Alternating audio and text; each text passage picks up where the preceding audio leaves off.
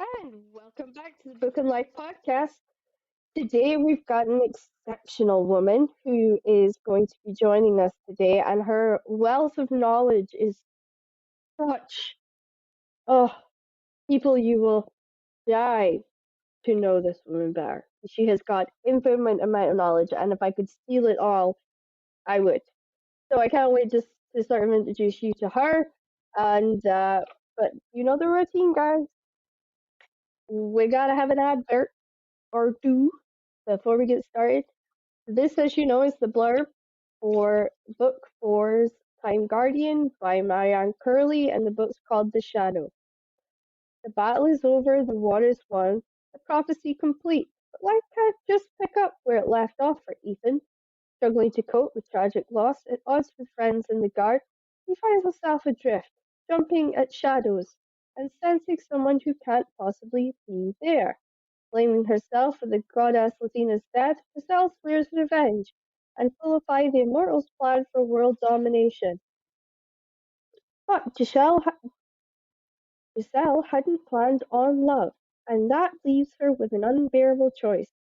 Should she follow her heart, or the strings of a goddess short on praise but high on expectation, who continues to pull her from the grave? As the Guard and the Order battle through the past and into an impossible future, darkness lurks around every corner. The fight for the world's survival rests with just one. Is it friend or foe who stands in the shadow? The Price of Freedom by Rosemary Rao from her Roman British crime series People is actually half of it is being donated to the Ukraine refugee crisis. So that's The Price of Freedom by Rosemary Rowan, and also her agent has donated her entire commission to the refugee crisis. Now, let's get on this amazing woman who I have been seriously skilled in how on earth am I going to make my website look as good as hers, and also for just the amount of knowledge that she has and what she's been able to produce and put out over the last few years has been truly amazing. So, and also on top of all this, she has a podcast. So what better? Podcaster to podcaster. You know, we've already had a little old chinwag about it. So we're going to jump more into it now. Please welcome everyone, Amy Shannon. Now, I did get that right. Shannon? Okay. Yes, Because yes. sometimes I get it completely, utterly wrong. Like, completely wrong. No, it's fine. A lot of people call me Shannon, and I'm like, no, that's not my Yeah, first oh, I name. know, I know. You should hear some of the pronunciations that I've had over the years for Crystal. And geez, yeah, no. I've had everything from Christine to Christella to Christelle. I think I actually had Giselle at one point, and I was like, really? Where the hell did you get that from? So that's why I ask people now. Like once I've done it, I'm always like, I did get that right, right?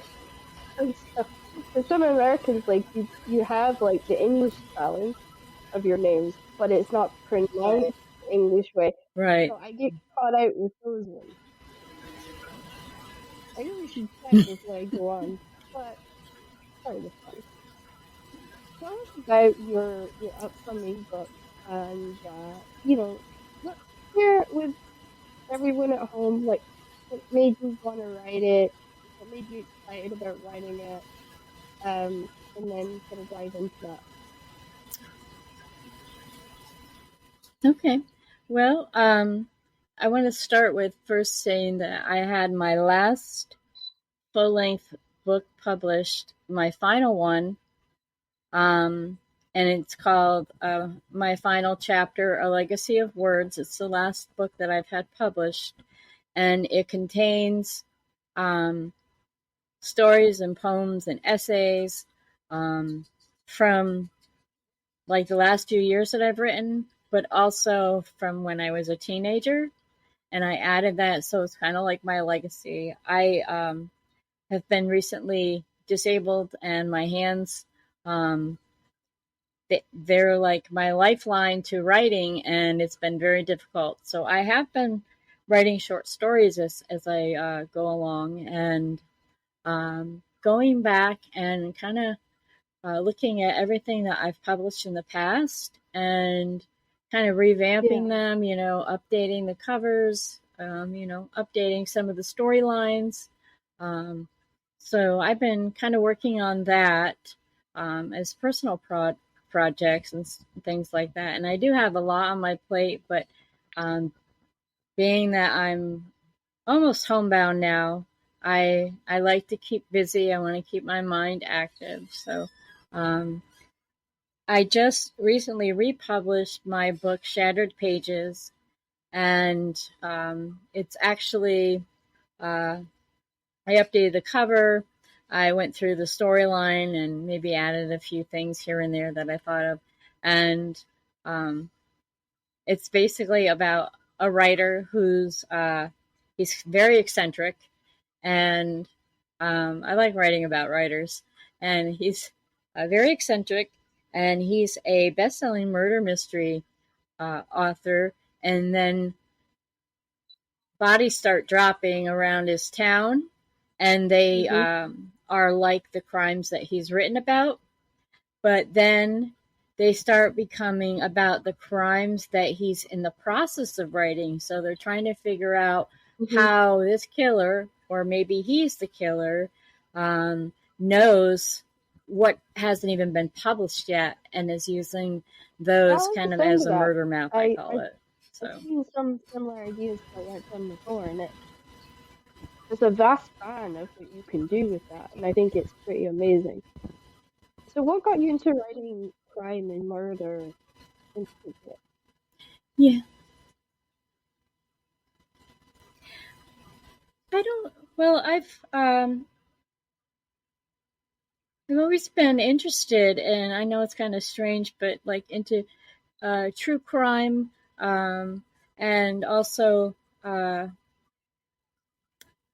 you know, law enforcement and the processes that they go through. I mean, I like watching like old police procedurals, and what I like is not necessarily, the process they go through. I mean, I do like it, how they go through determining who the killer is. And usually, if I watch a show, I kind of know right off the bat who the killer is, and which makes everybody around me My annoyed husband does because the I'd same. say, oh, that person did it. And, but I like that aha moment. It's that moment where that one little clue makes them realize maybe who the killer is, and can get them to that point. I really like that moment, and I try to put it in there because even with my stories, um, and I have several stories written about uh, private investigators. Some of them are ex police officers, ex law enforcement. Um, I have a great respect for the work that they do, and I've done a lot of research. Um, and uh, I really like watching like true crime shows, and I think they're really interesting, not because of the crime itself, but um, what one person can actually do to another. And I always I, I would anybody that I was giving advice to about writing, our English teacher in high school would say, just write what you know. Well, I look at it like I write what I want to know, so that way I could do the research, and what I put on paper is information. I mean, if someone read one of my books about being a private investigator could actually read that book and not feel like I didn't do my research. Read it and like, oh yeah, that, I mean, Mhm. there's a lot of, you have when you're a writer, you can make anything happen. You can bring. I've brought people back from the death. Um, I have strong characters. I'm Mhm. very uh, character driven, and a lot of it is dialogue driven as well. Um, so you have to make sure that your work is when you're doing it, that it's conversational. Um, I always read the dialogue Mhm. out loud so I could see if it flows like it would as if you were talking to your friend or whatever. I think that's really important. Um, I have a lot of stories that are still up in here. Um, and when I can, I write down the ideas. And sometimes I create a short story, um, one line at a time. I can write a line or two, and then I have to walk away because my hands hurt. Um, but Mhm. then I go back and I add to it. And I'm really big on writing in notebooks. So I have like notebooks for everything. And that's what I do, whether they're ideas or putting them on computer. But No, now I write them in a notebook and then I dictate them to my computer, which is not always easy. The computer does not, if it doesn't Mhm. understand what you're saying, and you have to say every single punctuation mark the proper way, it Oh just no, I doesn't work. understand that. So it actually is a lot more I'm editing dyslexic, than and they if I gave had me just typed it all out. voice activated software. They gave voice activated software to a Scottish person. Anybody see what might be wrong with that situation? Yeah, like half the words did not come out the way I said them, and I Oh, have I a get it. tendency to my brain runs at a sort of at least 20 Exactly. paces ahead of when I am physically writing it. So I could never get my head to verbally keep up. So I couldn't Yep. process it that way. That and also the fact that I used to get very frustrated at, you know, the Yep. software systems Yep. and things like that. Uh, and one of my friends said, "Well, just don't worry about punctuation and stuff. You can go back through, read it back through, and Yeah. change the punctuation." I was like, "No way. That would take far too long. I would have to try and remember where sentences started, and I witter on anyway, so my tangents would be longer." Yes. So I was like, no, no, avoiding this one. But yeah, it's nice because Yeah. I get it. we try to be an inclusive show. So we've had a lot of people on with different disabilities and different things that's happened that's maybe caused them to struggle with writing. So if you don't mind, because obviously this is something personal for everybody, but what made you get to the point where your hands are very sore to write with?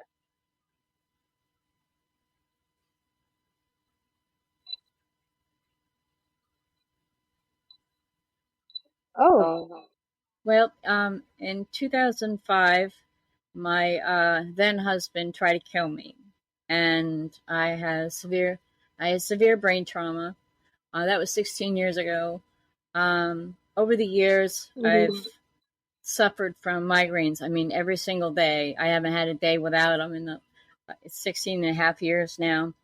But in the last few, it's been progressive, and at the time I didn't know it. But a couple years ago, my hands just started shaking, and then other parts of me started shaking. And I went through neurologists. I've Mhm. tried all those medications, and then last year they sent me to a specialist finally, and he told me that I had what they call a functional Right. brain disorder, which basically makes my body do whatever my brain wants it to do, whether it's supposed to do it or not. Mhm. So it hurts my hands. My hands shake and tremble, and I have rheumatoid arthritis in them, which makes it worse. Sometimes I fall down. Um, I can't write like I used to. That's why I do it a little bit at a Yeah, of time. course. But I just keep moving forward. I live one day at a time. That's all I can do, and I do what I like. If I can't write, I still write my reviews. I have my website, Amy's Bookshelf Reviews, and that's been running since 2014. Yeah. And now since I don't do a lot of writing, I actually do a lot more reading, and that's good for the authors. No, And I think it's really important for people to know that if you read a book, you should write a review because not everybody does that. Um, so I try to get the word out there with my reviews, and I've reviewed for over 1,500 authors the last 7 years, and I'm still growing and getting more yeah, contacts. I've been doing editing services. Sometimes I uh, give advice. I give advice to a lot of authors. I do book promotions. Um, just kind of using social media and blog tours for promoting their work. And yes, I do have a podcast. It's called The After Show with Mackenzie Stewart and Amy Shannon. My business partner, Mackenzie Stewart, she's also an author, and she had a radio show a few years ago, and that's actually how we met. Her publicist for the publisher that she was working with called her and told her that she needed to get her book reviewed by me. And then I was kind of at a review freeze because I was trying to catch up. And then I went back and basically opened it up again, and her publicist called her and said, "Okay, she's available now." So we met that way, and that's we've amazing. been Yeah, friends and business partners, and we've never met once in person. I'm in upstate New York, and she's in North Carolina. But uh, yeah, we do Zoom calls. We talk on the phone all the time, and sometimes it's just saying, we need to vent, or this is what I want to do. How can we do this? And then, she does a lot of stuff um, that's that really she can good. do, and there's a Yeah, lot of and it's stuff great that you have a that service I that people do. can go So to we know who that things maybe between the two don't of us, things will necessarily get have done. the So that's what we confidence do. or the Um, abundance of money to get their books edited or to get their, to do sort of like a promotional tour and things like that. And especially, these new authors coming out are sort of completely blind to the world. And that's why podcasts like mine and like a few others is so important because we're almost breaking down those walls and saying, hey, there is three layers of publishing, there's three yeah, tiers of publishing, but no matter what tier you're in, you have to do your marketing. You have to do you have that responsibility to take the phone calls, to do the radio shows, to talk to the readers, to engage with the readers. But you still have yeah, deadlines, edit deadlines, copyright deadlines. You have, to sit and talk about your cover for 3 hours. These are all parts of it, whether you're indie, self, or traditional. yep. Um, God, did I wish I knew that 11 years ago? Like,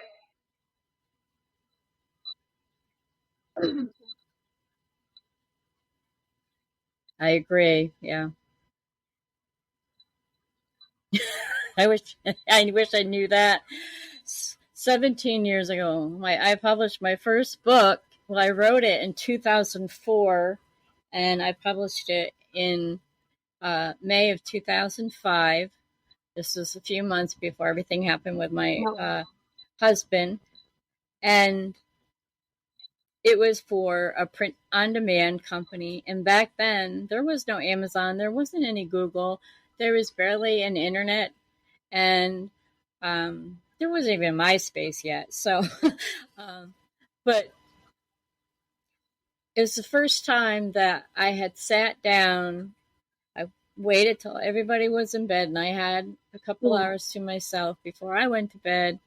Um, and I started writing again. And I used to just write short stories and poetry. I've done that since I was a kid, ever since I learned how to write. And before I learned how to write, I was making up stories and telling them to my mom. And she called me her little storyteller. it is. So Yeah, that kind of I like do. stuck with me. But then I had never written a full length book before. And a full length book is actually a lot easier to write than short stories. um, and I wrote a few other books, And then I went back and I reread my first one, and I'm like, I think it deserves a next book. And then I just loved my characters. I was creating new characters. Then I decided I created a prequel, Wow. and now, 17 years later, that first book starts is volume one of a 67 volume saga. So I haven't published all of them. There 15 are out there now, and I hadn't decided um, if I was going to go out and officially publish them or just sell them from my online bookstore on my own website. That's still something I'm thinking about, but there is a lot that's out there.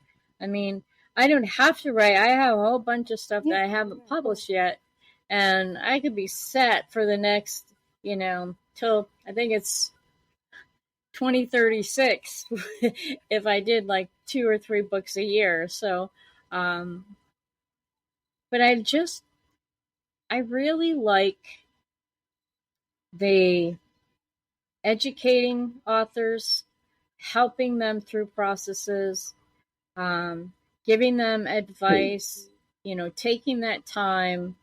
I've gotten to some always send me every single one of their books to read and review, and I do that. yeah, I get exactly. new authors all the time, and for some reason, when if they have a question about writing or publishing, they'll email me, and because they know I'll speak the truth to them. But I do things. Yeah, I do things. I try to be transparent with my book reviews. Um, I keep basically it's a list, but it's several bookshelves on my website called Amy's Library, so authors can see where their book lies instead of having to. I used to get a That's lot of emails. Tell me your status. Tell me yeah. my status on your That's a very list. nifty idea. Now, I if think they ask me, I'm for like, any go there and authors look that because you do can send see it. out, You can see where your pre-releases book of is their right now, published books, and like on our um, Just and I always side, and they're respond to like, "Oh them. my god, are people gonna say they couldn't finish it, or you know, what am I for?" And as someone who's done a couple of did not finishes, it's pretty brutal. But no, like you have no idea where you are in people's sort of pile, and myself, like I'm Yeah, doing episodes now where I'm doing 3 books. I'll sit down and I'll talk about 3 books, whether it's 3 books of a series or 3 books of a similar genre or something along those lines. yeah, And I'm I can feel like the publicist's eyes almost staring at me through the computer as if to say, "Are you reading? Are you reading it?" Like I just, they don't email me, but I still have that sense of, God damn, they're watching me. I really should do an extra 2 chapters tonight just to be sure, you know. But seriously, I can be attached to yeah, the authors in that way as well. And I think if I always say this to authors everywhere over the world, and I'll keep saying it till the day I die, but read other people's work, yeah, yeah. not just I get your it. own. Go out, I buy books, talk to people about books that aren't yours. Because at the end of the day, if you're having a conversation with somebody in a ward and you learn that they might have been reading a yes, contemporary romance, but they actually really like fantasy and you've written a fantasy, then you've got an opportunity to introduce your fantasy. And I keep yeah, saying, yeah, and I keep saying to people, I'm like, or, particularly if you're on a bus and somebody notices that you're reading something, they'll ask you what you're reading, right? And that opens a whole conversation exactly. for you to have. And that's what and the other great thing is if you read an author's book, if you give them a good, just, Yep. criticalized sort of breakdown with very good details on what was good and what Oh wasn't yeah, good and what was bad and what could be better, then they might ask you to read the next one, or they might come and say, "Hey, can I do the same for you?" Because they see it as like an honor that you've taken that time to go do that. However, I do wish that Yep. Amazon hadn't stopped me from being able to post my reviews on Amazon. I think it's happened to everybody now. Um, but I do it on Goodreads. I will say what my thought is on the concept, what my thought is on the writing style, whether it flows, whether it's jarring, whether it's, and I don't care if it's a traditional publisher, an indie publisher, or a self-publisher. I'm honest in what I find. And my opinion is just one of a million. Somebody else out there might not see the same flaws I do and might love it more, or they might not. It's you got to go through. You got to walk the walk in order to get the Yep. respect. And I have been so blessed since doing this and talking to some of the authors I Right. read as a kid, like Marianne Curley, who's a very famous YA Australian author, who you heard the blurb for. She Exactly. was very open and she said to me, she goes, "Hey, if you're doing a YA, send it to me, I'll give you my honest thought." And she didn't need to do that. She didn't need to do that at all. So I sent her across the Arctic Guild and I buried myself in every possible job I could think of because I didn't want to be watching the emails coming in, as we all do. And I was waiting and waiting. And then he sends me an email. She goes, "Look, it'll be 3 months before I can read the book. But if you send me your synopsis, I'll be able to tell, I'll know what I'm getting into." And then she did. And she wrote me back a beautiful email telling me that I must be, I was taking on quite the adventure, quite the task for a 6 book series. But she was honest with me in her opinions about the characters, Right. about the world I created, the detailing, and all she read at that point was the synopsis. So it gave me a little bit of hope because it's very easy to get downtrodden with literacy agents rejecting you. I think we all feel that, like agencies rejecting you, and publishers rejecting you, and all you get is it wasn't for me, or I couldn't, I couldn't represent your book enthusiastically enough. That doesn't tell the author what's wrong with the work. Yeah. Yeah. You know, it doesn't. And I'm left thinking, is it my dyslexia? Was it not edited right for you? Did you miss something? Um, because it could be the most stupidest thing that gets you rejected. Yeah. And I did an internship at a literacy agency. I No. know what makes them go, no, throw that one out, no, throw that one out. And the Yeah. woman I worked for, she Right. was amazing. She was honestly, a really lovely woman. But her standards were so high. There was some great material that she had that she rejected. And I just thought, ooh, I wanted to write them emails and say, "Hey, if you don't get edited, you'll have a better chance."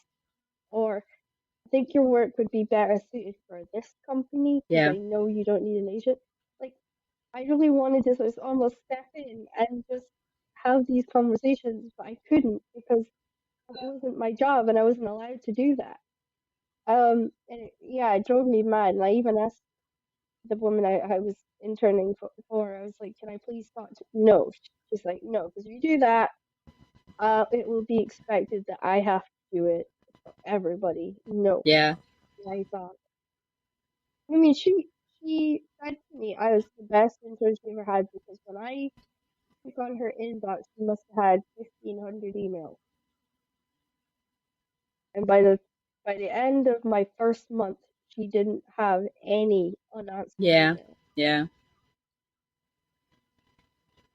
because I just sat and I went through the checklist with every piece, and if I thought it stood a chance with Wow. her, I would put it to her read file.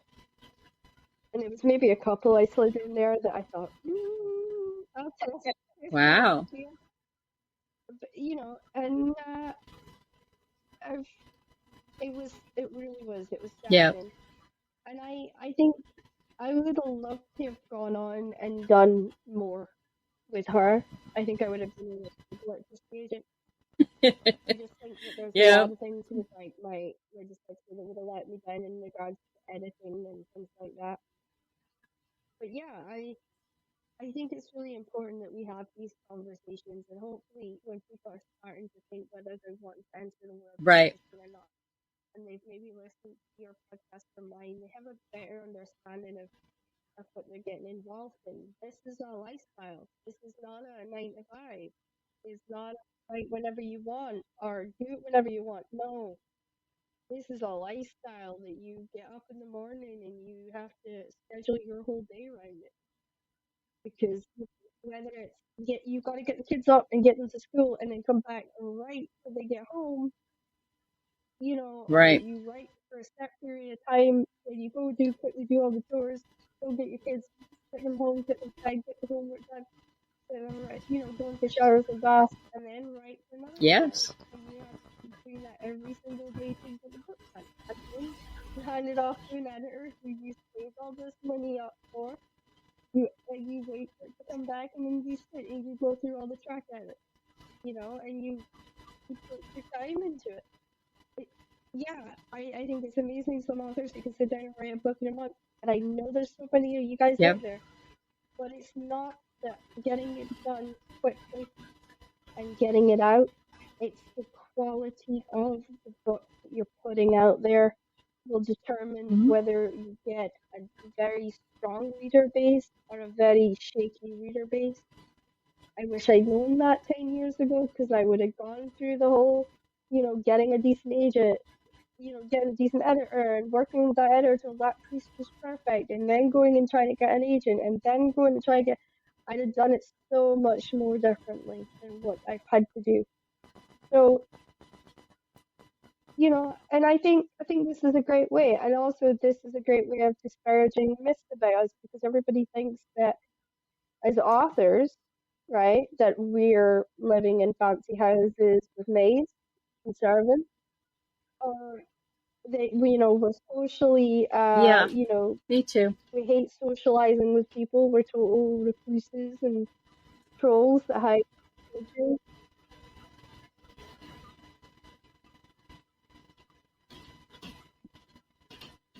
Yep, yep. Riverdale did not help us with that one. Um, so yeah, and it's a good way, because we're like everybody else. We go to the store, we put our trousers on one leg at a Yeah, time. we're a We all recluse and fall drinking over. whiskey out of the We bottle all while we're have got a gray cigarette hair in and one mouth and we're typing on an old dreams that are typewriter. not about books. So it's good. At least if nothing else, we dispel No. the fairy tale fantasy that has surrounded our industry for so long. Um, you know. Yeah,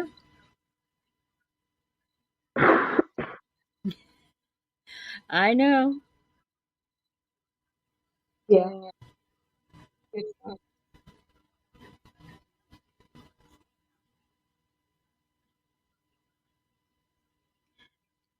You're right, and I think we're still working on um there's still a small stigma about, indie authors or doing it, self-publishing, because really there's a lot of people that write books and probably shouldn't. But there are so many that they write books, and there's many reasons for why they want to do it themselves or use a hybrid or whatever. Mine, I did a print on demand company, and then after that, when I learned I had choices, um, and I could do a lot of things myself, I did my book Yeah. covers. Um, well, obviously I had someone else edit my work, but I always made sure it was as clean as possible when they got it. Um, and I liked having that control. I could control my deadlines. Um, Sometimes I wrote 2 or 3 books at the same time, and I just loved it. And I miss writing like I used to, um, but I do what I can for the authors that are out there. It's not easy being a new author, and it's not easy being an experienced author. I tell authors, everybody has to promote their book. I mean, even James Patterson, he does his own commercials. He advertises his books. I get emails all the time. I like reading his work. Um, I like to read a variety of authors' works. Yeah. And I always learn something about the authors that I read Yeah. for, whether it's something I just picked out for myself because I want to read it, or somebody asked me to read their work. And it's always an honor because I know it's not easy to hand somebody your work and say, can you read this, please? Um, you just put your heart and soul in that, and now they could say anything about it, and you don't know. So it's not an easy thing. And I always tell authors that I'm truly honored to read their work, Yeah. and that's just the truth. And sometimes I always respond to their emails, whether they're doing requests, they have a question, and I always tell them when and where their work has their reviews have been posted.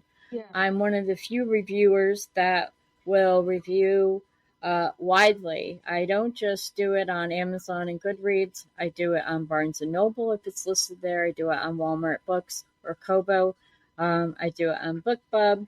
Um, I do audiobooks, and that's separate Yeah. from the print books. It's To me, it's like a whole new review.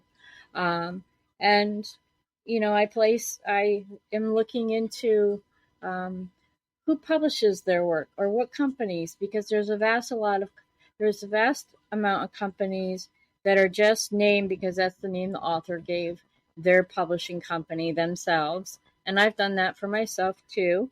Um, and there's other companies out there, and it's a growing, um, whether it's a small press or do it yourself, or um, there's new ones I find all the time that I had to go, what is the heck is this kind of review? One was an RVP or something, and I had to look it up to see exactly what it meant. But I look at that. I take what they have.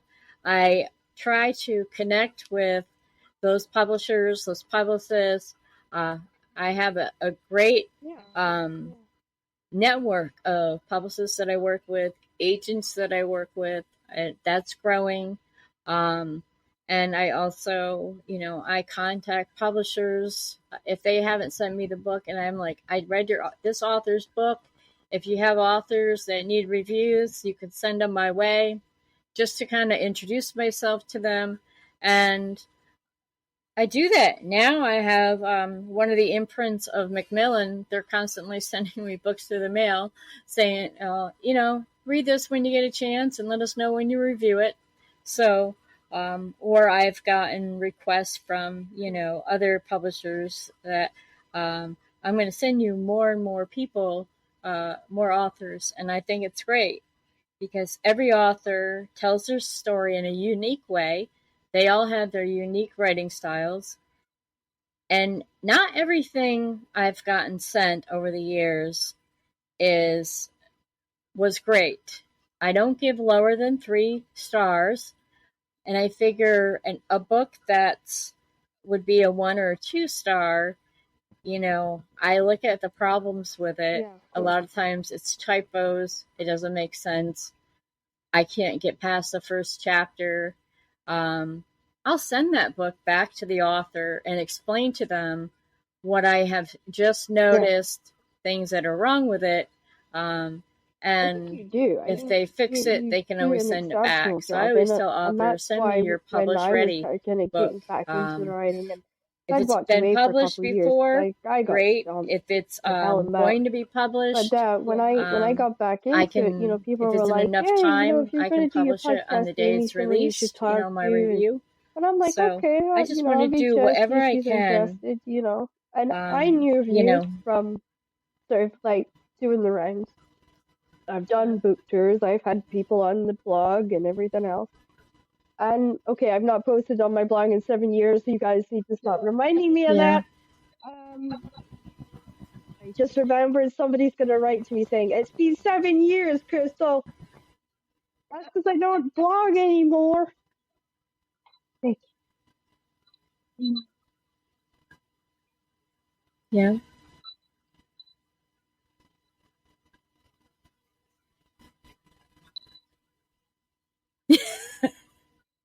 Oh, cool.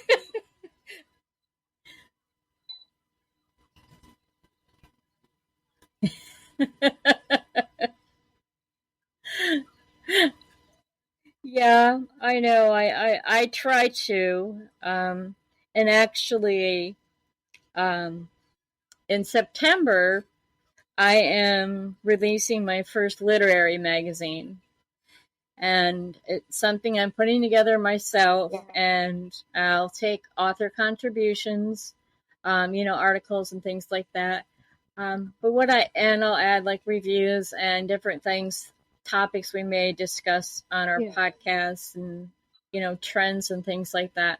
But I'm also having a section which I'm calling Writing 101, which is articles that can help educate authors, whether it's about writing, Oh, yeah. No. editing. There's a lot of things I've written over the years on my blog about, different ways they can help each other.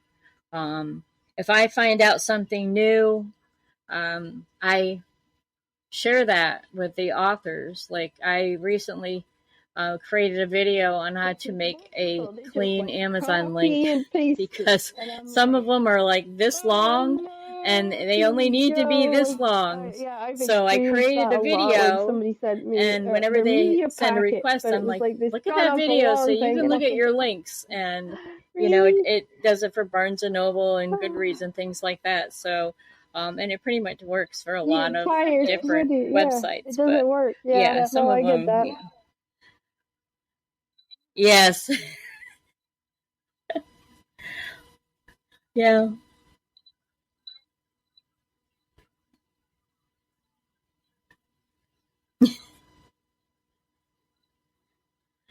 I know. I'm like, if you put that in a Twitter, that's going to take up all your characters.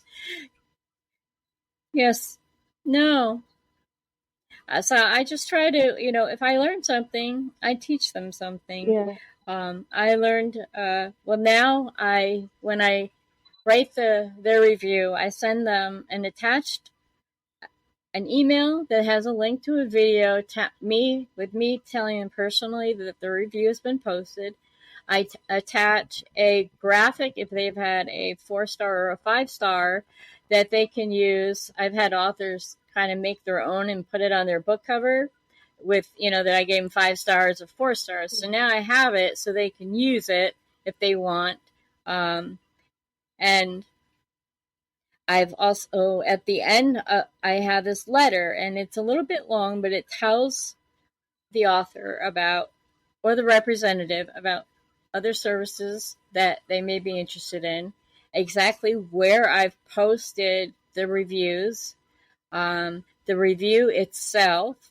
I have special lists like top 10 books, top 20 authors, um, different types of genres where I think it's important for people to know about it. I give them uh, honors or awards. Like I have, if you've reached number 10 book reviews that I've done, you get a bronze like medallion I created, then 20 and then 30, and then there's one for 50 plus. I haven't had anybody 50 plus, but I have had one person go over 30.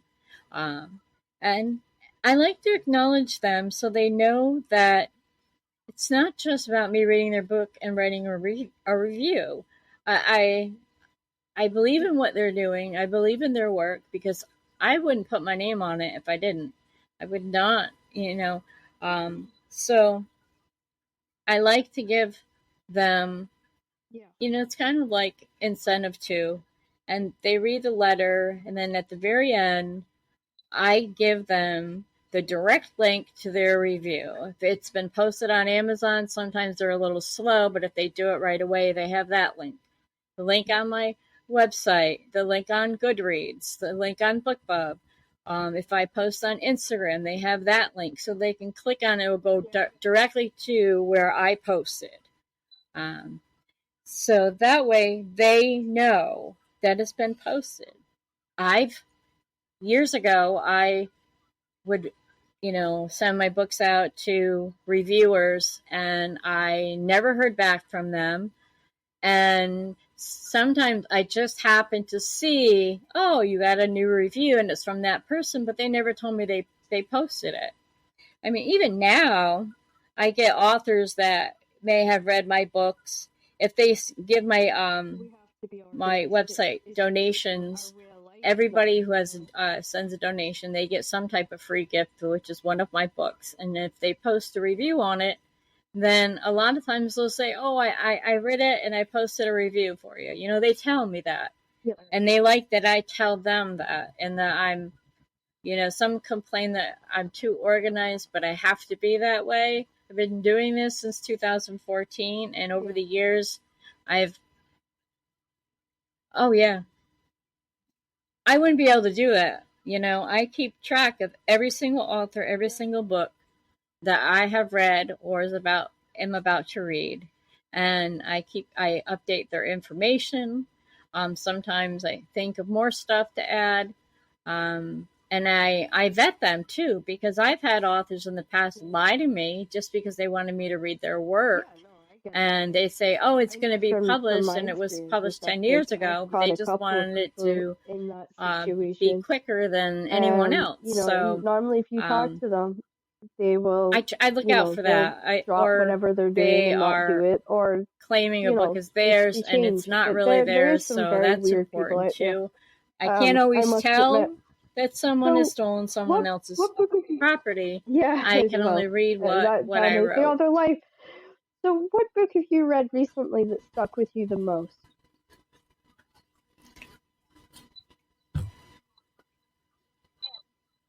All right.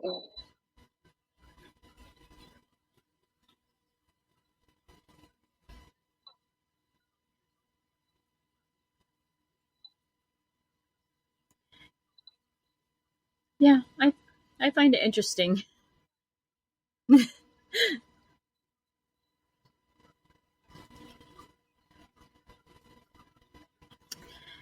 And it's funny because it's a child's book, and I read, actually there's three of this there's three books about this dog named Newman, and what it was funny, we have a segment on our podcast, sometimes we call it Marketing Palooza, where authors, if they sign up, they get 2 minutes of airtime to pitch their book. And, it doesn't cost anything. All they have to do is sign up for it and show up. So we had this one person, and she was the only one that signed up for this particular thing. And she was talking about her book. I had never heard from her or heard about her before. And she was talking about her dog, Austin, and the way she was talking about it, I'm like, oh, I have to read these books. And they're children's books, but they are the stories of this. Not only was he rescued, he was saved from being put down. And he is this, he's a Maltese, and the author was saying that, she came up with these stories based on the behavior of her dog. And to me, it was like her dog's memoirs. And they each had just kind of a lesson that I think that, all people should take to heart.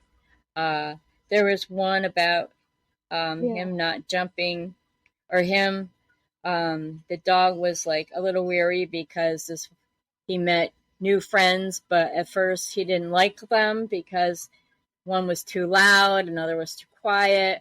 But then he realized through the story that they Yeah. both could be his friend and play together and things like that. And it was so interesting.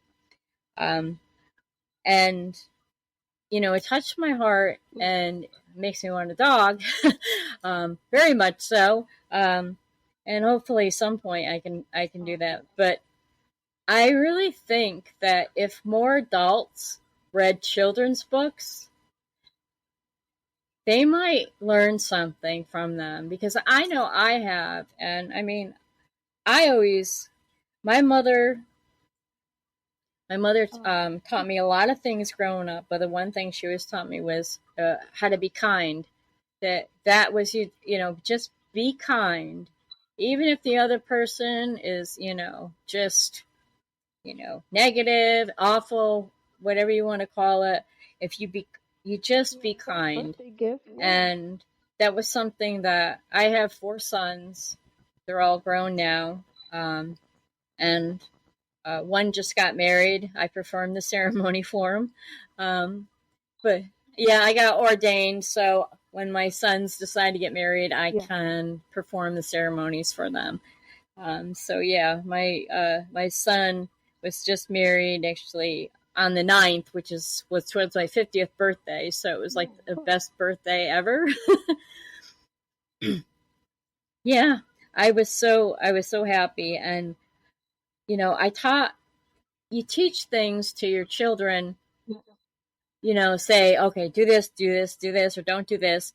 But you also teach them by your own behavior. And that's how I learned. Like, my mom didn't always say, oh, you got to be nice, you got to be kind. She just was that. So that's what I learned. That's how you treat people. You be kind. And I taught my sons the same thing. When they were little, if somebody gave them something, I didn't have to nudge them and say thank you. They just would do it. I see a lot of parents do that. The kids gets a cookie from somebody and they're just like, moms are like, say thank you or Yeah. whatever. But no, if more people read children's Yeah, books, and I've we kind of read phrase a on this lot, show for these and kinds of situations. I think We they are call it very, accidental a learning. lot of them have, So they're educational we had a without the guest kid on, and knowing she's an amazing that they're she's an being amazing taught writer, something, because they're Jessica entertaining and J. they're Olson, fun. They and have great she illustrations. was like, But "Oh my even God, young adult accidental books learning," and other, and it has I've read stuck some with great me young adult since fantasy then. So books. every time somebody and says this sort of thing, and I'm I'm like, not, it's been a accidental long learning. time since I've been a young adult. Um, but So it is that. It is that. It's when it's you're pulling the wool over the kids' eyes, but you're actually educating them at the same time. And that's the thing. Like, my reading's exactly. awful. Yeah. Aloud really is because of the dyslexia. And I went back and I was the teacher's assistant. And I was at school with the kids, and I had Mm-hmm. to go up and do reading time. And of course, they wanted Miss B to read out loud, didn't they?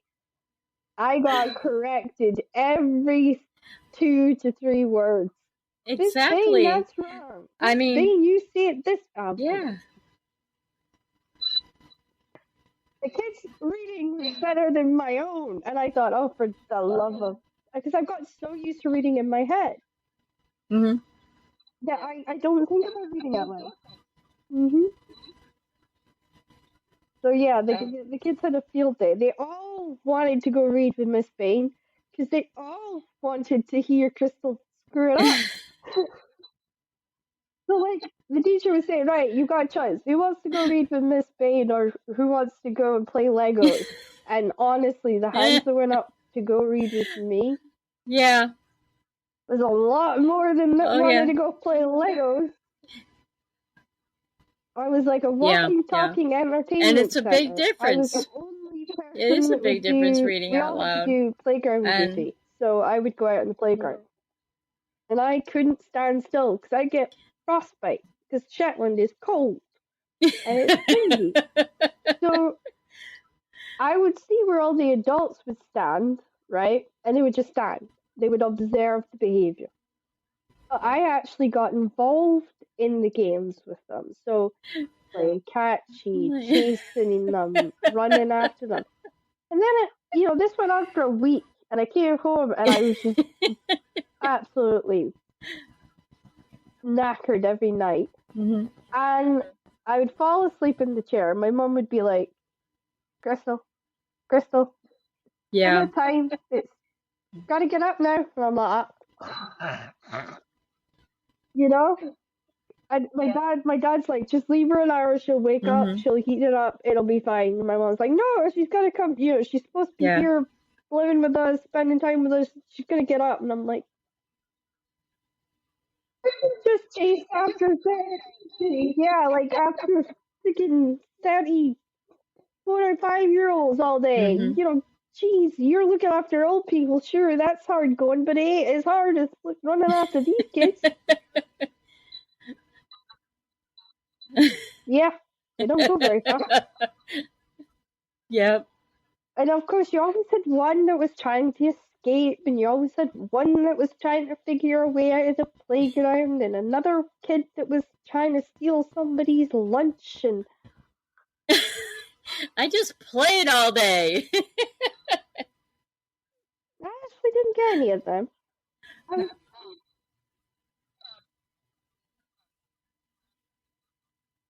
yeah, it's not fun when they do that. But I actually No, had one the kid older that people tried are to do easy to catch. CPR on another kid. No. No. And they were doing it right. That's what terrified me. If they were doing it wrong, I would not have intervened. I would have just said, okay, this is Then you get right. those kids that just But they were repeat everything that actually you say. pushing down on the kids, and I thought, no, this is gonna go wrong. Oh, This that's is good majorly because gonna go wrong. I We need to had stop I have this 4 sons. now. They all So played I had that to. game. So I sat them down and I explained why they don't do it Yeah. when kids are okay, like when people are okay, and why you do it when they're not okay, And there was and nothing how wrong you with them. tell when they're not okay, and why actually you should really get an adult to do it that's trained to do it, and you have to ask the adult if they're trained to do it.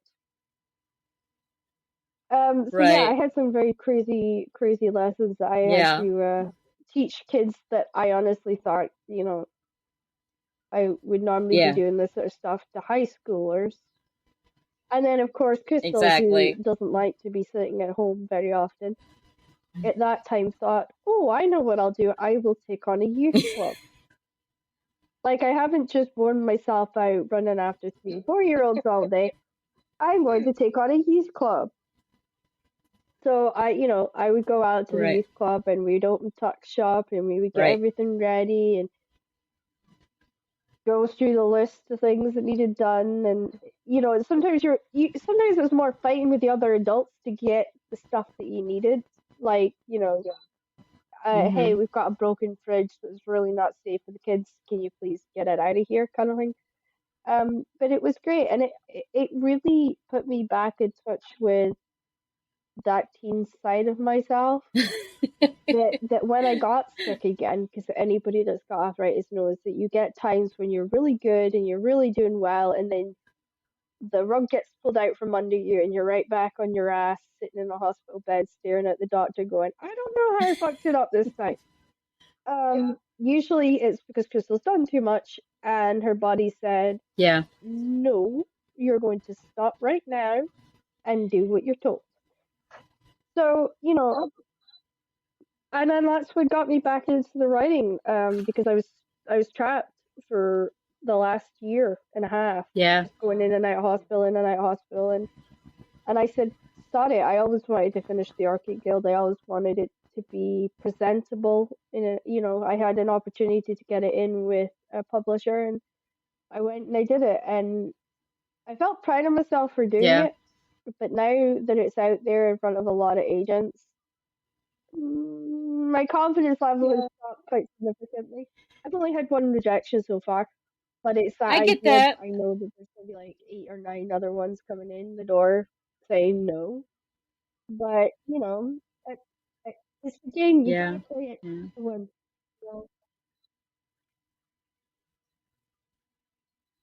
yeah,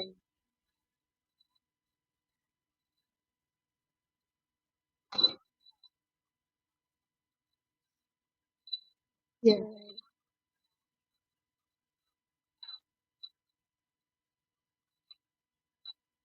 Yeah. Yeah. Yeah.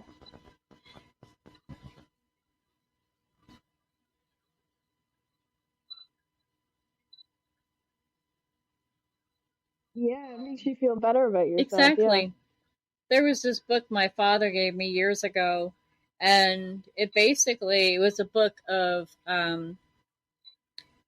bad reviews Yeah. for really famous authors.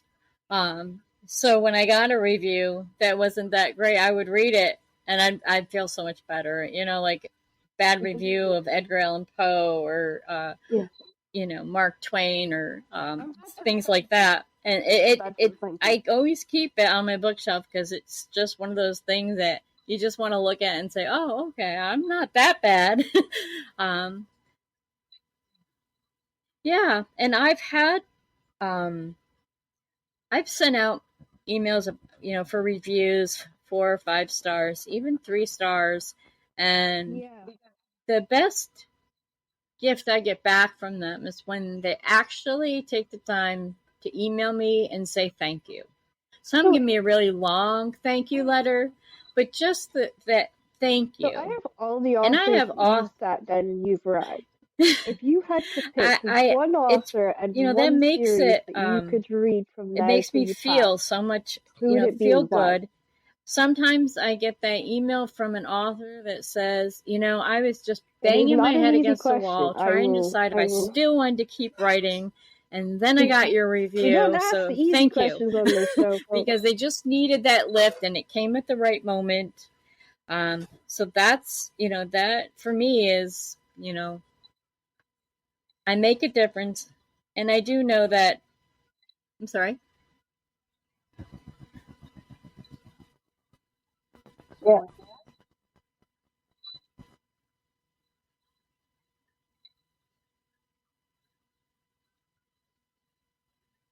Yeah. Let's see.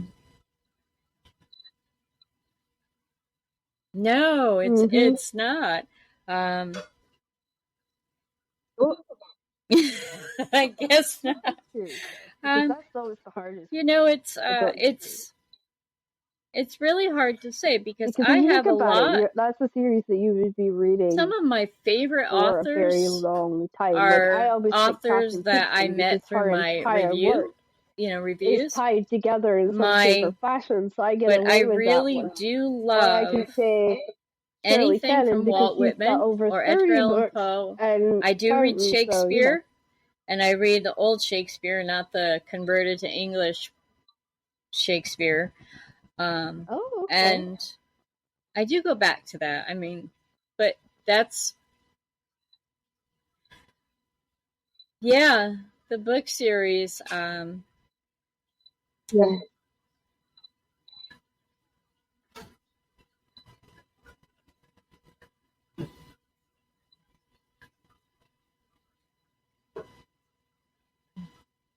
Right. I that's Yeah, I would say James Patterson's Alex Yeah. Cross. I Yeah, I'm kind of like in the middle of the series, and since I last bought one of his books, I know he's published 2 or 3 Yeah. more, which I haven't bought yet. But yeah, I could do. I like Alex Cross, and I actually liked Alex Cross when I Yeah. watched the first movie before I read the first book. So, when they had Morgan Freeman played Alex Cross in Kiss the Girls, and oh, I can't think of the other name. Oh, Along Came a Yeah. Spider, and those were watching the movies, and then I'm like, oh, I got to read the books, and that's what I like to do. Usually, I read the books before I watch the movie or the show. Um, it's actually and I've always done it that way. I'll watch a movie and be like, oh yeah, I like the book better, and then 9 times out of 10, that's the truth. Yeah. Um, on our podcast, we even have a segment once a season. We call it Right to Real, Oh, where okay. we Yeah. actually we both read a book and then we watch either the streaming show, if it's an episodic or a movie or whatever the book is based on. And then we talk about the differences and what we liked about the book and the show and things like that. So that, it's just bringing in something that I've always liked to do. I have it's either Bone Shaker or another Bone review. She's a fantastic. And it's for true crime, where I will read a true crime book and then watch related documentaries, and then I will post a review about both. And it's called Amy's Reel, REEL, True Crime Reviews. And I have, when I get true crime is a British author, and thrillers are really the ones that I like, as far as really good. Reading, and I like watching documentaries, things like that. You get to go into his mind, so it's a very different. It's called Rattle, a serial killer that will hook you from the start. Yeah, and then it goes. Yeah, I'll have to, because I think the Bone Collector was Jeremy. Is the collector? Jeremy or She's Jeffrey just actually started releasing Devers, spin-off series, and which I watched really nice the movie, and then they had the show on for a while, so it might be the Bone Shaker. I'll have to check that out. And all three, honestly, were absolutely amazing. Mm-hmm. They were really, really well. Fiona Cummings, and that's Cummins. Oh.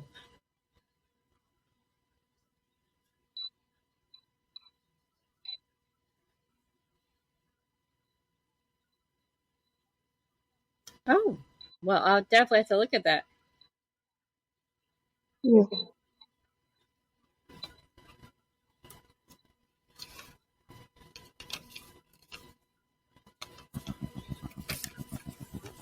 Yeah.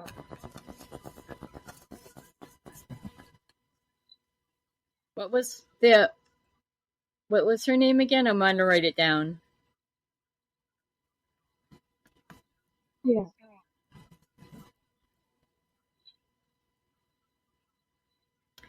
I will definitely look that up. I've read work from, there's this man called, he's a former FBI agent, and he was a profiler. His name is John Douglas. Yeah. And I've read a lot of his books, and they were so interesting. They really got me into, really doing true crime. I mean, I did a lot of research on serial killers and, true crime. It's just so because a lot of my books, they have a mystery, or they have somebody died, or they're about a serial killer. And I like to have things that, they make sense if you read them. So, yeah, I'm always looking for that, that next book. Funny. And his way I like it unique. I like the different people have different writing styles. I respected a lot because it was very much if you like took how two authors, you and I do it. I just admire him. Okay. But also, there is a dare that he said the next Poe book he writes, which is the series that he is doing, he is going to have somebody from Shetland, because I'm from Shetland, in the book. So he was actually he was making notes in the podcast recording. So I've inspired a character that's going to be in the series. So you'll have to read it from the get-go to get to the one of him. So.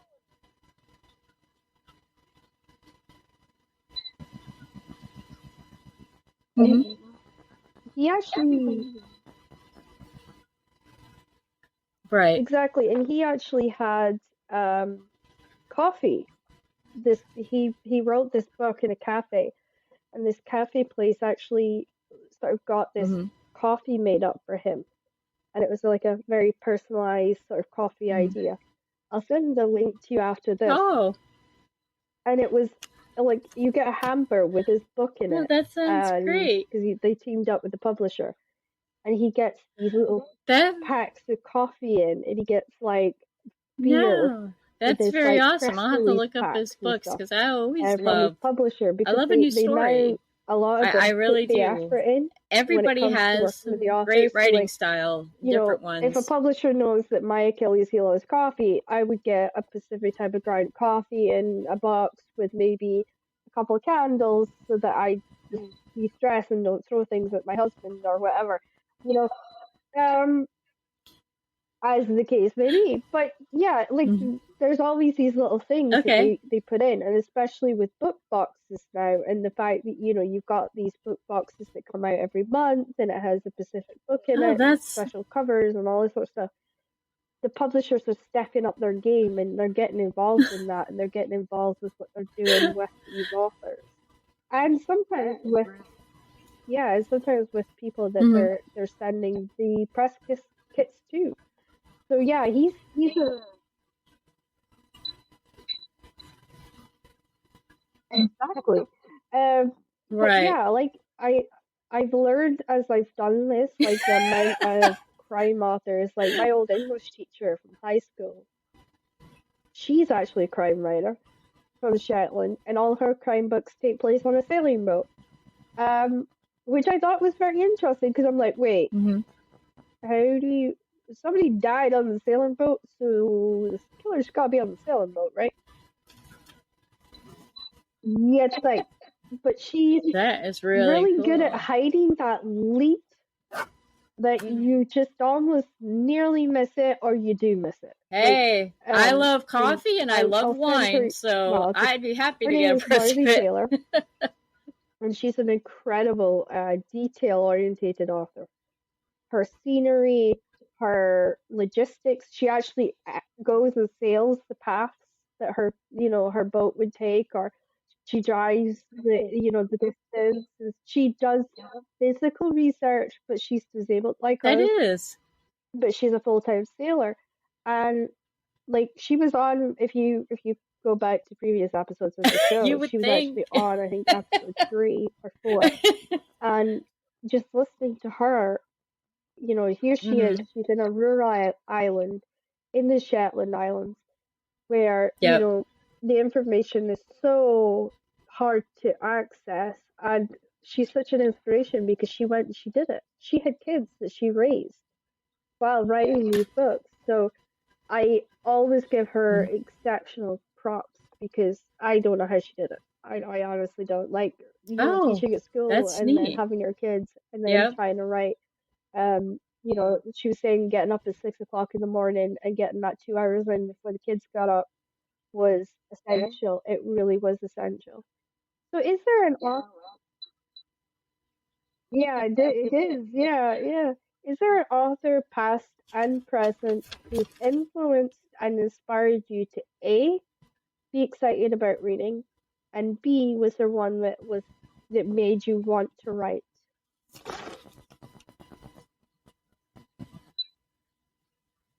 Yeah.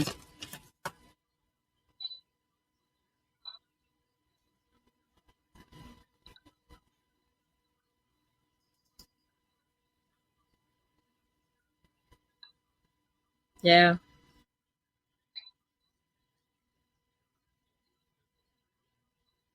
Yep. Yeah. Yeah. When I became a single parent, yeah, that was it. Hmm.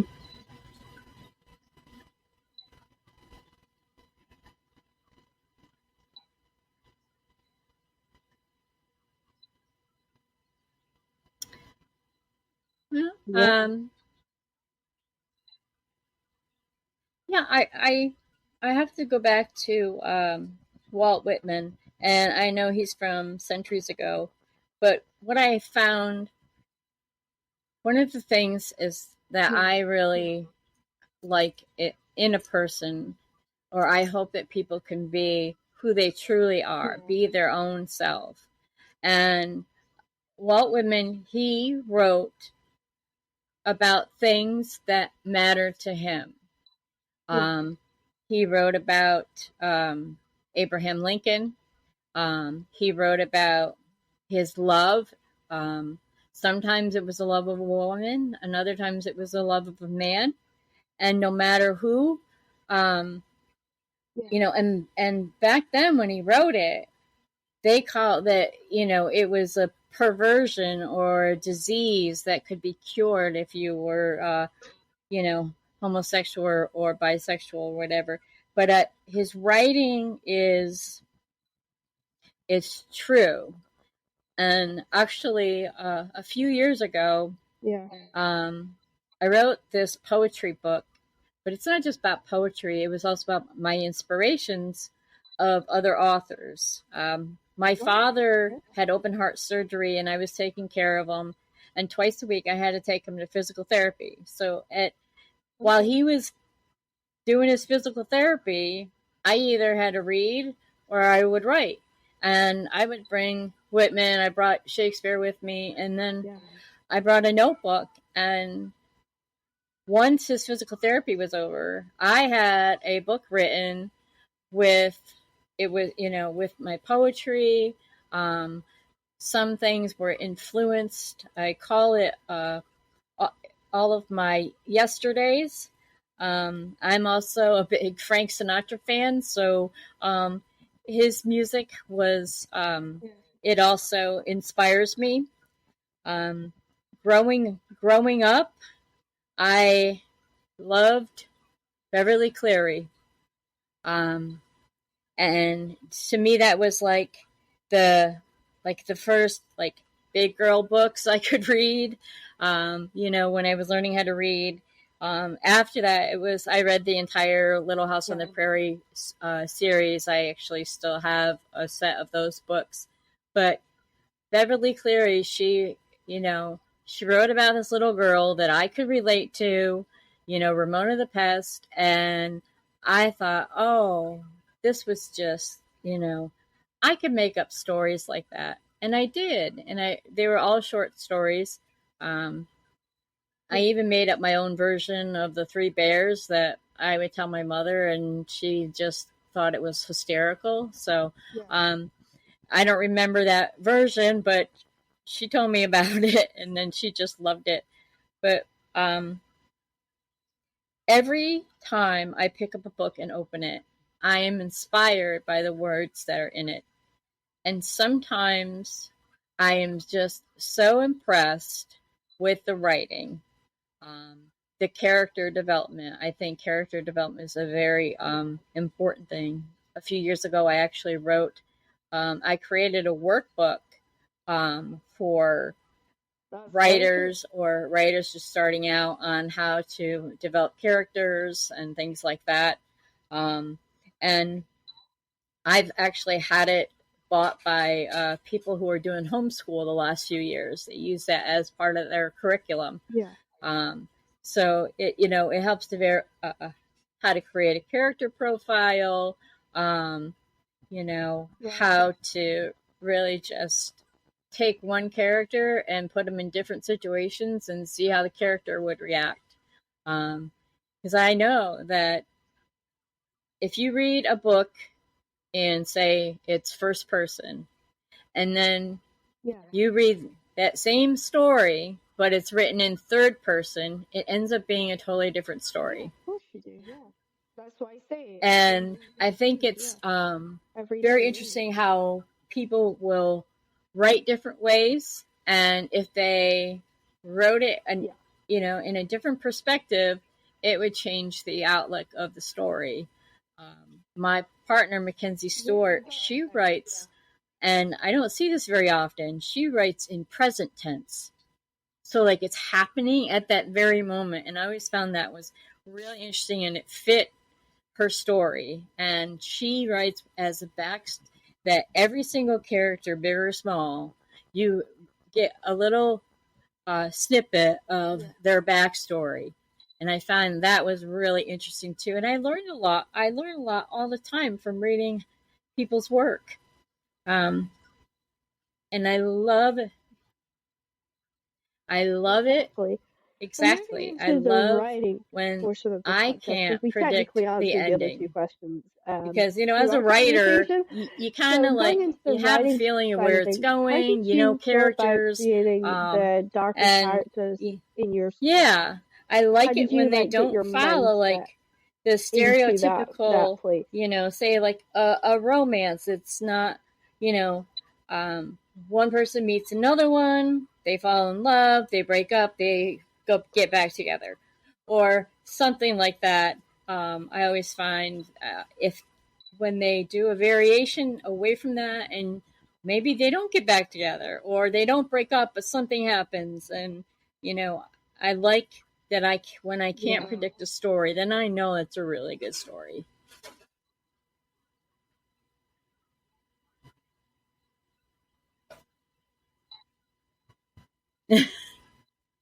Hmm.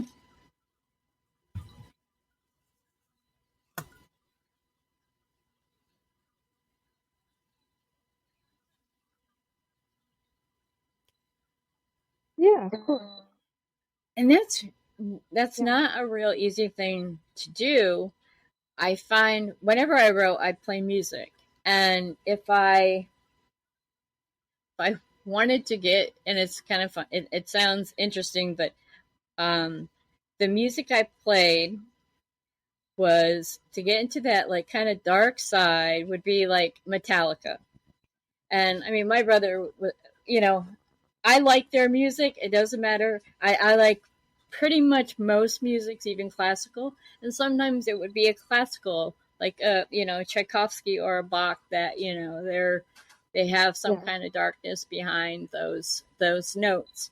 And it's not always easy, but sometimes it's fun being the villain, you know, being dark and being the villain. And it's not, you have to figure out, okay, you're basically profiling your own character in order to get them to be a certain way. And then sometimes you can give them just a wee Yeah. bit of humanity. I have this character in my long saga who he started out just being like a regular guy Yeah. that was and nobody knew he was hiding his secret. And then once he supposedly died, people heard that he was doing all kinds of weird stuff. But then he came back and he started trouble. But it was very fun to Yeah. write for like an evil character because I hate like Miss Perfect characters, Yeah. the dark side, how he talked, and it's not always easy to write the tone that he Oh had yeah. of I his mean, voice, so he's you have to 15 like like show it everybody with else, words. and And there's got to be a then third side later to him. So on, I think towards the end of the that's saga, exactly what he's was needed for that almost character. redeemed, but How not did you completely. like? What inspired you to And like enter the world, he's still a like jerk. the genre that you He chose can for still your be own mean writing to voice? people, Like, how did but you go he about he choosing has that a genre? like a hidden soft side. And one time I wrote I was like, okay, what could be one of the most corniest things that this evil villain could do? And I wrote that he loved the old sitcom Full House. And I mean, and it was just something like that. And I'm like, that would be Yeah. something no one would ever expect this man who's an evil doctor to, take time out and watch Full House.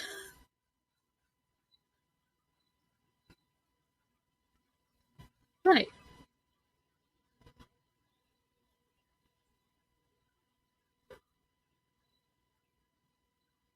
Yeah.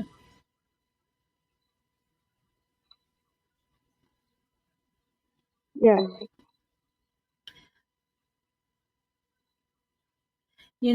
I didn't. I sat down. I wrote. It was a few years after my mother, or a few months after my mother-in-law had passed away, and that same year, I had gone in. I had cancer and gone into remission. And my mother-in-law was like my second mother, and I'm like something. I felt something missing, and it had been a while. I mean, I used to write in a journal and a diary. I still do, but I thought just something popped in my head about just a conversation between two people working together. And then I'm like, oh, that would make a great story. Yeah. And I like, I don't like boring stories. I like stories that have something going on, and Yeah. sometimes you're trying to figure it out. And in a way, I like to make it seem obvious and then make it like, oh no, that is totally impossible. You know, that this person could have done something. So we blame this Yeah. person. But then when it really happens, you realize, like, oh, it was there all along. You know, it's just kind of like I threw a twist in there saying, oh, yeah, everybody thinks this guy did it. He was her stalker.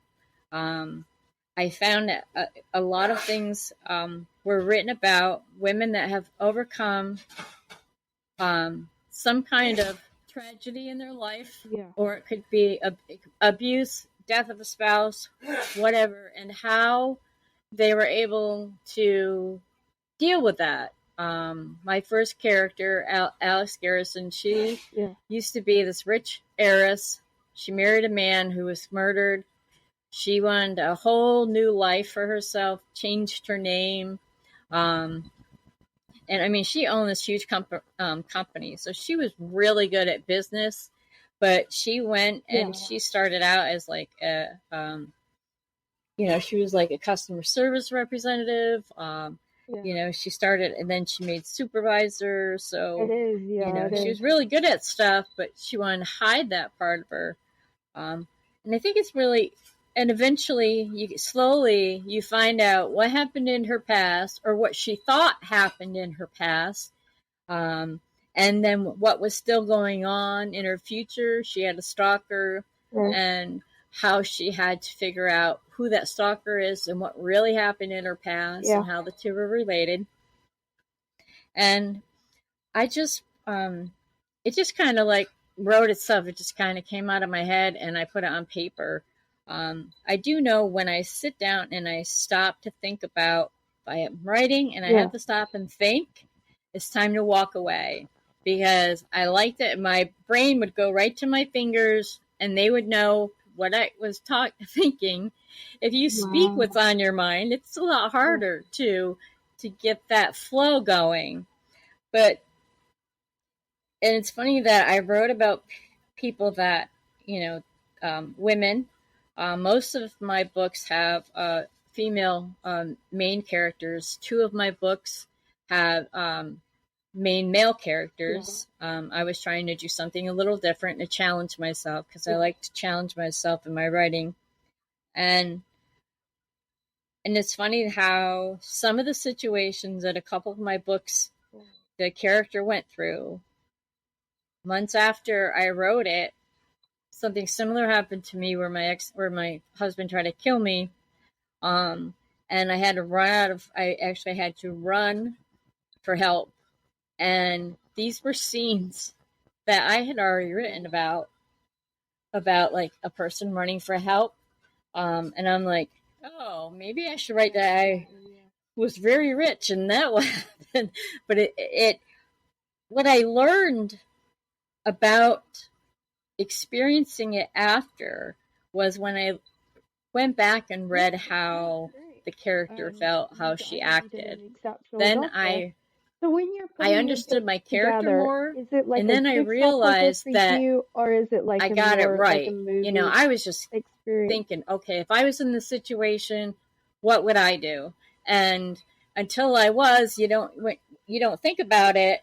But I like that there's strong characters. A lot of my Yeah. um, books have a sense of family, and the family doesn't necessarily mean that you have to be Yeah. blood. You know, um, you know, it's the family you choose, not the family that you got stuck with. So that's those are really big themes, even behind the mystery and the murder, and um, Yeah. coming back from the dead and all that. But excuse me.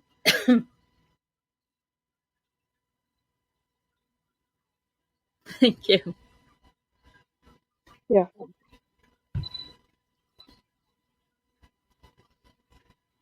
Yeah. would say that it's it's basically kind of like a movie or show. Like I see it in my head and then I write it. Um, I'm a very visual person, so even if somebody tells me a story or I read a story, it's in my head about, I see that. It's not always a good thing to be visual about that, but where I guess Jensen's like kind some of people are valley. right brained and Yep. left brained. I'm both, so I have logic and creativeness on, and I use that.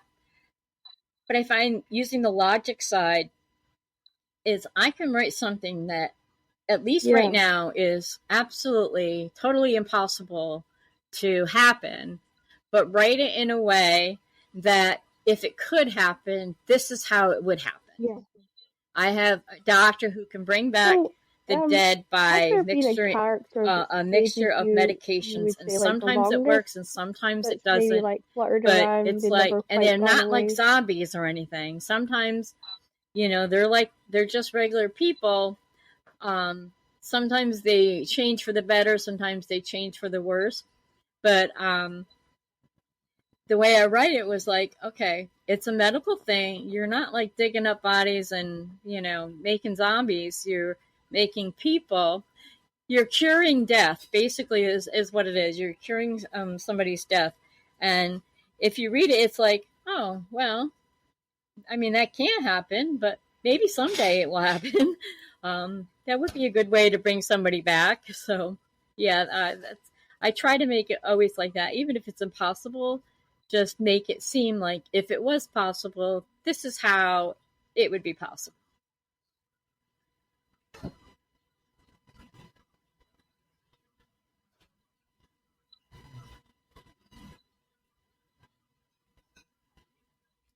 Yeah, my from my Yeah. first book, her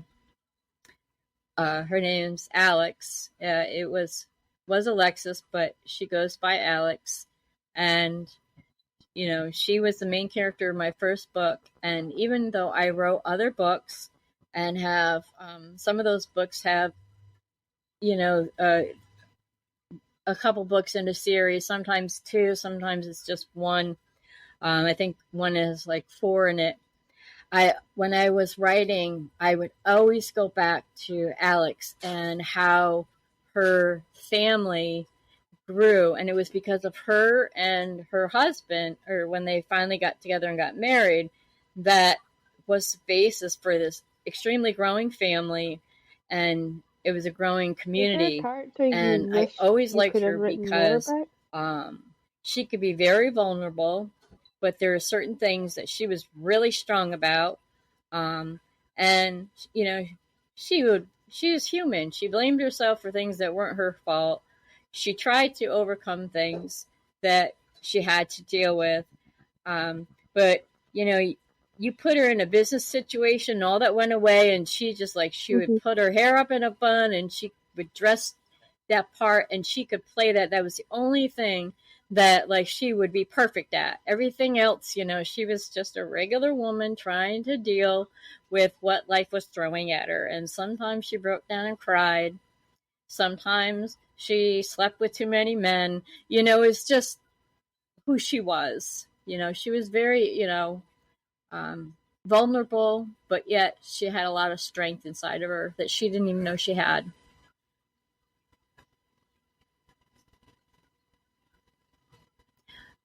I think that I would have loved to explore. Um, his name is Terry. He starts out in the beginning as one of Alex's friends from that saga, Yeah. and um, So, eventually what's the he best marries Alex's technique you daughter, and found that's for after she writing, and grows what's the up and worst everything. And technique you found for um, writing? this guy that she's always had a crush on, and now they're in love with each other. But um, there are things from his past that I wish that I could have addressed more, or maybe even, did a spin off of his backstory, because I think it would be really interesting. Um, and yeah, he was just one of my favorites. I mean, I killed him off um, in one of the books, but then um, I went back and I was reading it, and I'm like, oh, why did I do that? So I figured out how to bring him back. That he wasn't really dead. Mm-hmm. They just couldn't find him, and they thought he was dead. But if I had kept him dead, that would have changed like the whole thing, because he became a very important part of the story.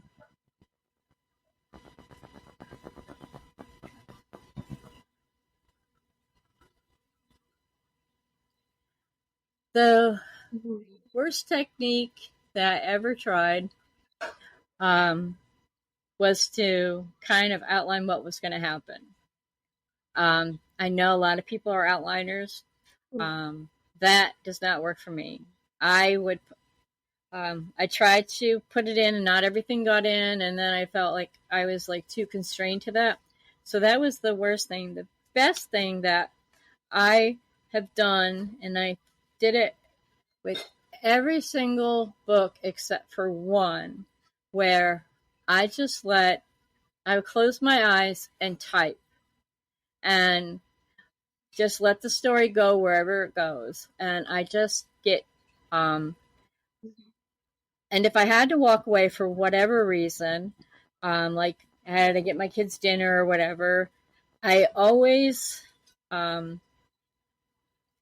at least wrote the first line of the next chapter before I left. And that was something I always did. That way I could kind of know where to pick up. And I never went back and read anything before it until what I figured was my first draft that was done. And then I could go back in the second draft and, fill things in and make sure everything made sense before I even did editing. But yeah, always just writing the first line of the next chapter. That was something that was great.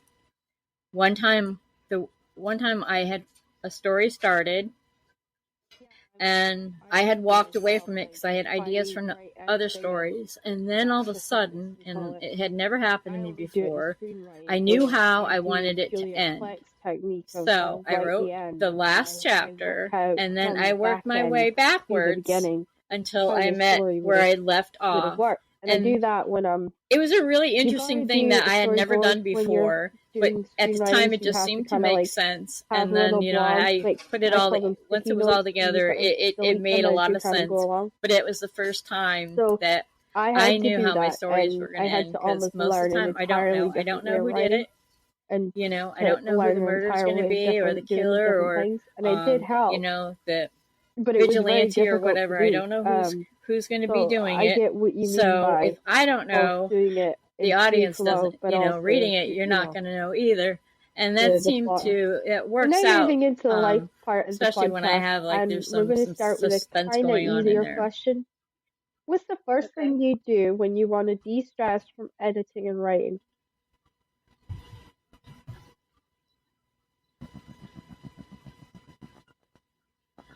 So do I. Mm-hmm.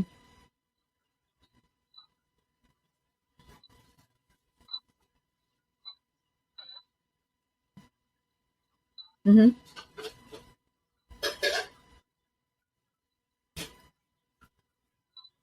Yep.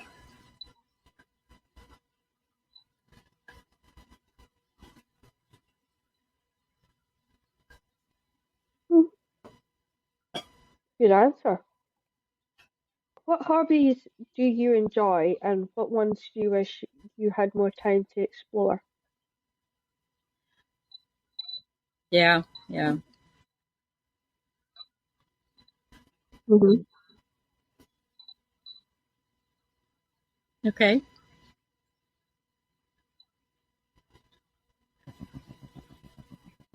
I binge watch TV. I really do. Sometimes it's like I just do it. I mean, when I was younger, they called it a marathon. We were watching a couple shows after one another. But yeah, I'll binge watch things just to kind of get my head clear. And depending on what I've been writing, like if I've been writing a lot of serious stuff, I'll like binge watch comedies or watch some funny movies, or I'll just watch my favorite all-time movies, things like that. So what's your your Drano for creative blockages? Do you go away and do crafts, or is there something else that you go and do to try and clear it all away?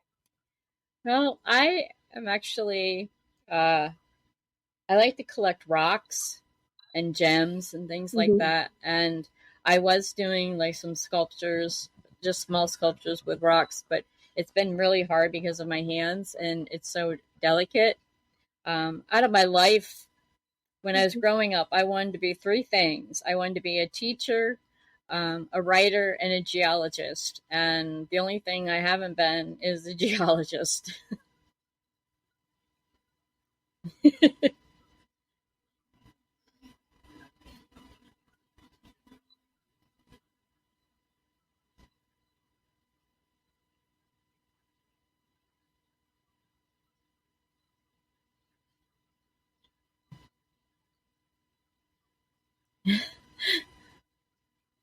Yeah, it's really good. So I myself have idiopathic rheumatoid arthritis. No, I'm not saying I'm an idiot, but it makes me slow down and appreciate the I day. just, And so, what makes you I slow like down this. as I Mama sketch Rosa? too. Sometimes it's abstract, sometimes it's very precise of what I'm doing. I like to draw what I No, think it's a good one, actually. I love like that. how I feel like my emotions would come out. And it's kind of like my own version of art therapy. And it works for a lot of different things. And Yeah. since I have tremors, sketching, it doesn't matter if your hand shakes or not because you're just doing sketching. So it's so I don't have to worry about um, sometimes I get self conscious about my, I shake and I stutter sometimes or I say the wrong word. But that's with when I sketch, I don't have to feel self conscious. I can just draw and whatever comes to me comes to me.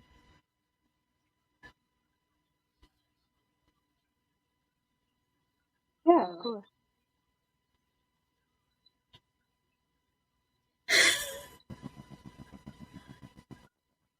Yeah, well, I think COVID's taught us all that as well, sadly to say. So My where's your sons tell favorite me I place have to to take a curl up break. during the day? Is it your garden? Do you have a I know cafe you it like to sounds go funny. to, or is there a special reader's nook in It's your harder. house?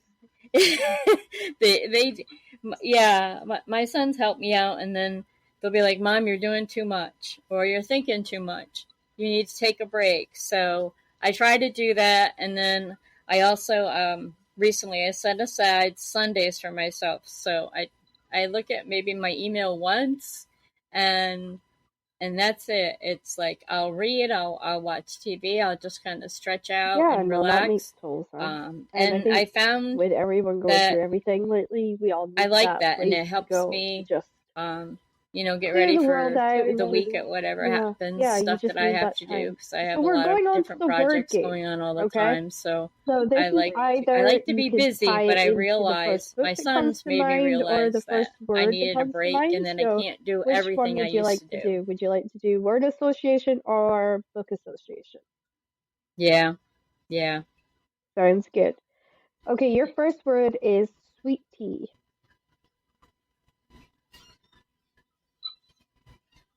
Okay, that's an interesting Well, one. I live in a very small Books. apartment, and my room is also like where we have our living room. Bookcase. So if I just want peace and quiet, I have like a screen that covers my Ladder. bed, and I'll just kind of close that. And when it's closed, people know, don't bug Ladder? me. I'm reading. I might take a nap Yeah.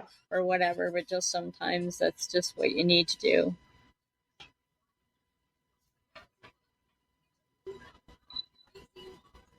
Okay. Cream cakes. Yeah, some people don't realize that. Icing sugar. Okay, all right. Frosting.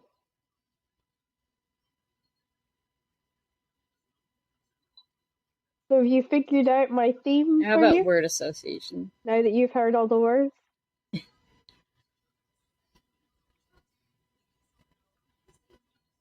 Ice.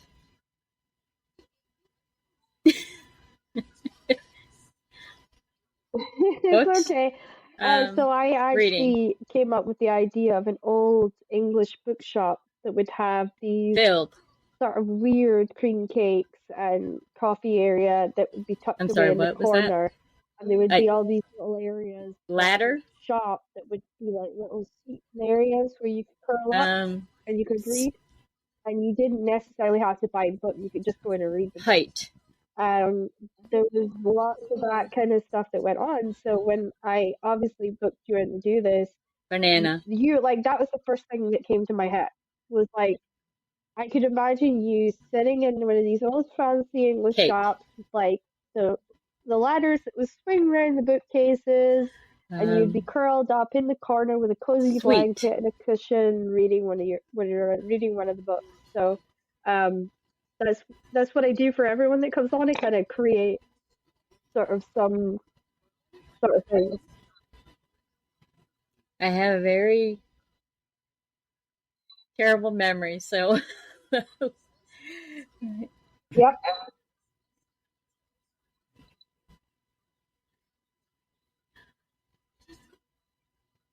a good book. oh,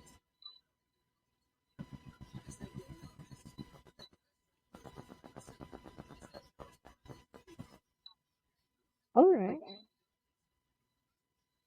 oh yeah, yeah. Yeah.